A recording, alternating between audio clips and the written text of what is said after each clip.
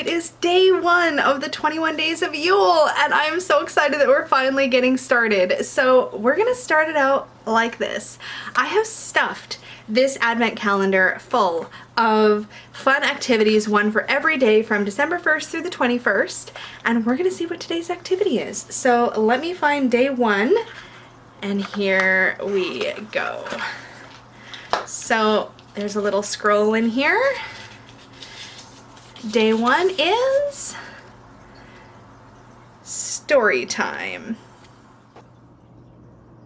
Welcome to story time.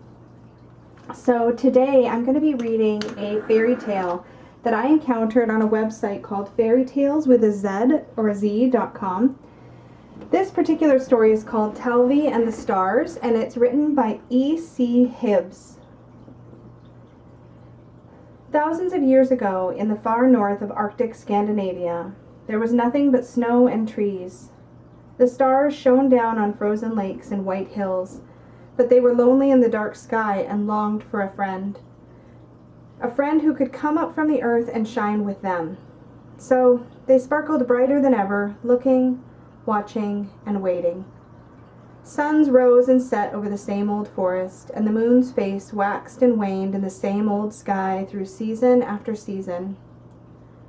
One dark midwinter, thick clouds swept in and encased the forest like a blanket. Snowflakes began to drift down, weaving invisible paths in the frigid air. All the animals scurried for shelter. White grouse retreated to the safety of their nests, and reindeer huddled so close that their antlers smacked together. There was a sudden splash of red as a fox hurried through the trees, a lemming clutched in her jaws. As the snow became heavier, she squeezed into a hole under the ground where her 3 brothers were waiting in the den beyond. She laid the lemming down and her brothers tucked in. As she chewed, she glanced up and let her eyes settle on the far corner of the den. A meek face stared back at her. Growling with frustration, she tore a leg off the lemming and tossed it over. "Here you are, Talvi. Don't expect any more." Talvi's ears drooped. He was the youngest of the 4, as well as the smallest. Either of these things would have been enough for his siblings to hate him, but unlike them, who all boasted beautiful red coats, his was as white as the snow. It made his eyes look darker, his teeth smaller. It was all wrong, and he knew it as much as they did. "What are you grimacing at?" snapped his sister suddenly. Talvi jumped. Nothing." "Are you turning your nose up at that?" she pressed. "Ungrateful runt. You don't deserve that lemming. You don't deserve this den." She peeled her lips back to show her fearsome set of teeth. For a moment, Talvi thought she was going to attack him, but instead she snatched him by the scruff of his neck and dragged him up the burrow entrance. Then she flung him out into the cold night. He lay in the snow for a moment, stunned. "What are you doing?" "You're not like us. I'm tired of pretending that you are, so go away," she replied with a sneer. Talvi's heart leapt. "No, please don't send me out alone. You're all I have. I won't survive on my own." "Go," snapped his brother. "We never want to see you again." They really meant it. They were casting him out. His sister lunged. Talvi leapt away, feeling teeth snapping at his ankles. Fright seized him, and he fled into the forest, snow flying up behind him.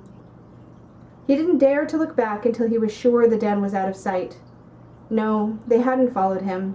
He wasn't sure whether that had made him feel relieved or even more afraid. Before long, his trembles of fear turned to shivers.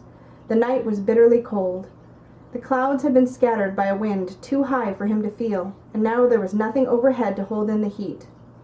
A frosty ring formed around the moon. Alongside it, the Milky Way stretched through the sky like a river of stars flowing round the world. They seemed to look down upon him, alone in the darkness. Talvi dragged himself around the side of a tree so he would have some shelter. Then he lay down, curling himself into the tightest ball he could manage, and closed his eyes. Despite everything that had just happened, he fell quickly into a fitful sleep. His pointed nose twitched, and he kicked out as ice settled in his fur, stretching its long, thin fingers down to his skin. He saw himself back in the den, as if it had been for as long as he could remember. He was in his corner where he stayed, so much that even when he was outside, none of the others would go into it. It was his space, kept empty, not out of respect, but dislike. It was the coldest part of the burrow, closest to the surface, and sometimes frost formed on the walls. In the freezing night, he would lie there alone, pushed away from his siblings' warm huddle, and listen as they spoke about him in whispers. He looks so strange. Nobody will ever see him against the snow. He will never stand out. Talvi had kept his eyes closed and tried not to pay attention, but deep down in his heart he knew they were right. What he wouldn't have given to be back there now. A freezing corner was better than no corner at all. Any family, no matter how hateful, was better than loneliness. Then, in his dream, he saw his bushy tail shimmering with an ethereal light. It jumped from green to pink to bright purple, flowing like water. At any other time he would have found it odd, but this was a dream, and the light felt warm, like the sun in summer. Comforted by the ghostly heat, he smiled to himself and dove deeper under the thick surface of slumber. The next morning he woke to a strange snuffling sound. He raised his head, squinting in the early light. The sun was hitting the ground at a clean, low angle, making the snow shine pink and the sky seem as blue as lake water. Long shadows leapt from the bases of the trees, and all was clear and still. On a nearby branch, a white bird perched, one wing covering its head. Talvi eased himself to his feet, stretching out his muscle and shaking the ice from his fur. Then he looked around, searching for the noise which had stirred him. It wasn't long before he found it. In the distance was a group of brown shapes, and a strong, musky smell was on the air. A herd of reindeer. Talvi had seen reindeer before. They were all over the forest, usually wandering alone in search of food. But every now and then they would come together. They were using their large hooves like shovels, digging through the snow to find the lichen buried underneath. Talvi watched them for a few moments before a thought occurred to him. If these animals, which he had often seen alone, had now made themselves a group, would he be able to join them? He knew it would be odd, a fox among reindeer, but a white fox like him was odd among true foxes. He had heard that often enough from his sister. And no reindeer could treat him as horribly as his siblings, could they? Feeling hopeful, he walked nearer, slowly so as not to startle them. His coat lay invisible against the powdery snow. When he got close enough, he spoke. "Excuse me," he said. "I'm all alone, and I wanted to ask if you could please be my friends?" The reindeer's eyes shot up. "Who said that?" said one of them. "Is it a ghost?" Talvi realized the reindeer couldn't see him. His coat had blended in with the snow too well. So he stood up on his hind legs and shouted, "No, I'm not a ghost. I'm over here." "Over where?" cried another reindeer. "I see nothing." "It's coming from over here." "No, it's over here." The reindeer were working themselves into a frenzy. Their nostrils flared as they tried to catch a scent of the hidden creature. Younger ones huddled close to their mothers in alarm. "Please don't be scared of me," cried Talvi, but his voice startled them even more. Before he could speak again, the herd bolted, fleeing into the trees. It wasn't long until the muffled sound of their hooves had vanished, leaving him alone once again in the silent woods. Talvi dropped back onto all fours. He lowered his head in sadness. So whether he was seen or unseen, he caused distress and hatred? His sister's words wormed out of his memory that he wasn't a true fox. It rang true more than ever. He let angry tears fall, but they froze into tiny icicles on his nose. He brushed at them with his front paw, only for more to flow from his eyes. In the end, he gave up and slumped down in the snow. The short winter day melted away into the night. First, a directionless blue twilight bathed the forest, and then the stars came out to look down once more upon the world. Talvi hadn't moved. He lay with his legs tucked under him, eyes closed miserably. "Maybe I should just stay here," he said to himself. "Nobody can see me anyway. I'll let the snow fall on top of me, and then I can stay here forever." "Please don't do that, little fox," said a voice. Talvi leapt to his feet and looked around. The forest was as quiet as ever. Then he caught the slightest of movements on a nearby branch. It was a tiny bird, its entire body covered in feathers as white as his own fur, and it seemed to be shining from within, as though it had swallowed a piece of the sun. It hurt Talvi's eyes to look at directly, so he turned his head a little to the side. "Who are you?" he asked, half expecting the bird to make fun of him too. "I've been watching you, little fox," it replied. "I've seen how you haven't a friend in the world, and so have my brothers and sisters. So I've flown down to tell you that you do have friends, in us, if you would like that." Talvi flattened his ears. "Why would you want to be my friends? How do I know you won't laugh at me, or run away?" "Because I tell you we won't. Do you hear me laughing? See me leaving?" "No. Why?" The bird bobbed its head.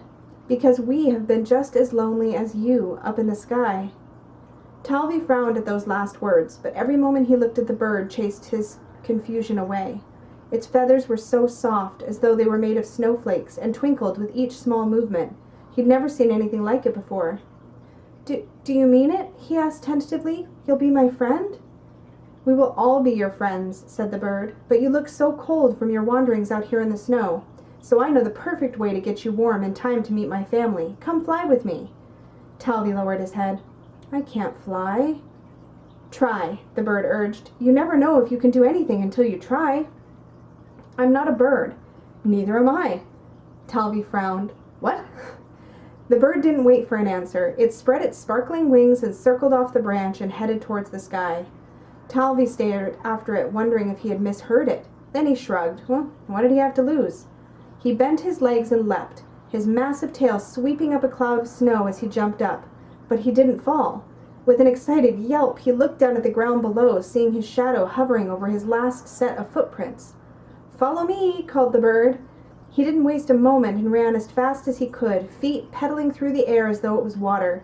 Every kick rose him higher into the air. Snow-laden branches passed by and then tapered away when he appeared above the treetops. He caught up with the bird, and happiness spread through him as they soared side by side. Overhead, the sky was alive, the stars shining like diamonds, 1,000 little birds waiting for them. Then, on a whim, Talvi looked back and gasped with wonder. The snow cloud he had clicked up was following them, spiraling from the ground and spreading out into the night sky, but it was no longer white. It had begun to change color, bleeding into greens, pinks, and purples until it lit the forest below like a strange inverted fire. Trails sprung out like branches, melting into others, swirling in every direction. All around Talvi the dancing light and starry birds wove together until he was floating in the ethereal abyss. The bird smiled at Talvi. "You see, this is why you were so different to your red-coated siblings," it said. "Because you are special and bright enough to create the northern lights and be friends with the stars forever." And so it is that on winter nights, when the same old forest is cold and the same old sky is clear, a once lonely white fox awakens and sweeps the snow with his tail. Lights dance and stars sparkle. Thousands of years on, he comes up from the earth and shines with them.